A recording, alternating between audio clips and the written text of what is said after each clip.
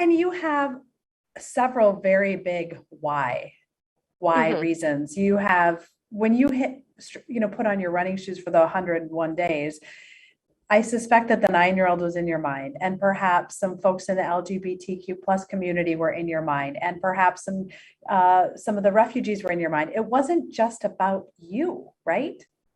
No, to be honest, that it was actually nothing to do with me. The way I viewed this challenge and the way I viewed any other challenge that I do every other year is I pick a cause that needs visibility, and often it's not to do with anything even that I relate to, because I often find that when people raise money for charity, it starts with, well, my relative, or I have, or it's something at the center that somebody can understand and relate to themselves. And I had always noticed that people in the UK particularly seem to want to believe that charity begins at home. And I always have the belief that charity doesn't begin at home. Charity begins where it is most needed. And so I'd done some fundraising for a refugee charity in the past, but this year I'd already decided last year, actually, in the autumn, that I wanted to fundraise for a refugee charity. And I also wanted to fundraise to raise awareness of UK food poverty and hygiene poverty. Because believe it or not, in the UK, in what's supposed to be a developed country, we still have people who can't afford 3 meals a day. In a country where we have minimum wage, and in a country where we have a welfare system that is just not working. So it was really about connecting with these causes, that they weren't my causes, they weren't my lived experience, but there was an element of wanting to, after a pandemic, connect people's stories. And refugees often face real marginalisation in the UK when they arrive on the shores of Dover. They face racism, they face Islamophobia, they face xenophobia. And then to top it all off, they're expected to live on next to nothing, of what would be deemed destitution financially, of £39 a week is what they're expected to live on. So I think that's about $45, I guess. Not enough. Nowhere near, like 60% of what we class destitution. Poverty here, the poverty line is £141 per week. So yeah, like a third of that. And by taking the journey metaphorically from Syria in Aleppo to Dover in the UK, people, I felt, would take that journey with me psychologically. You document that, and you take day by day, and you raise awareness, and you share information, and you challenge people's perceptions on things. And you see people thinking about these points, and you talk about the reality of a refugee's life compared to the perceptions and the myths in the UK. And there's this, but so rewinding a sec, humans can't, did you know, humans can't visualize numbers in your mind past about 4, it's been shown.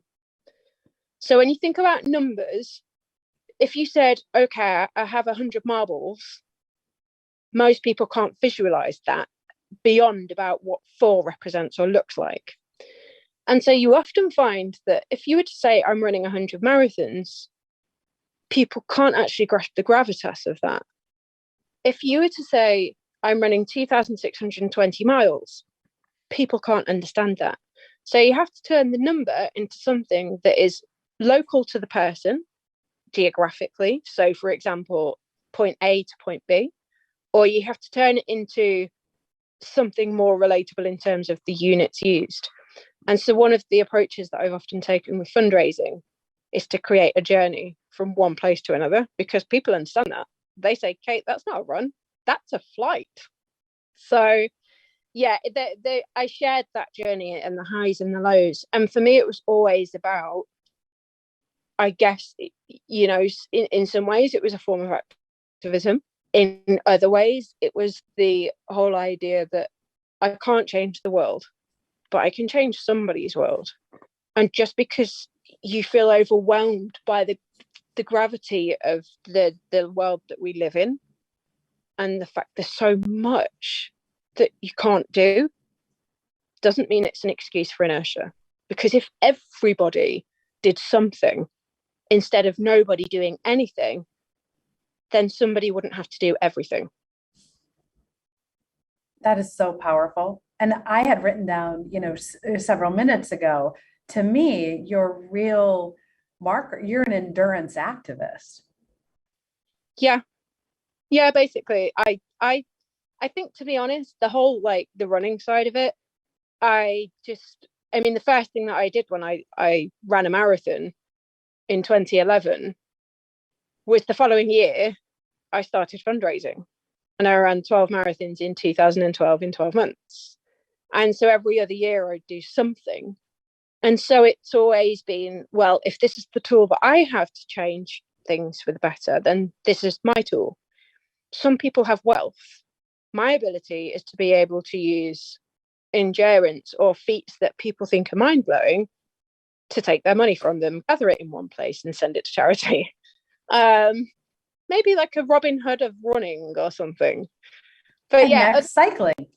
Yeah, and like some people have power in politics. Some people have power to change through being a trustee or being involved in charity. I always knew that the thing that I could do was endurance sports. And it turns out the thing that I really learned throughout one of these challenges, this challenge towards the second half, when things were just a struggle, is that the UK are a bunch of sick puppies. They just love to share the journey of suffering. And the more I suffered, the more people gave money. Yeah, we're a pretty sick bunch, the Brits, it turns out. I think that's universal human condition, actually. I'm not sure. I think you can say the same things about Americans. Yeah, maybe.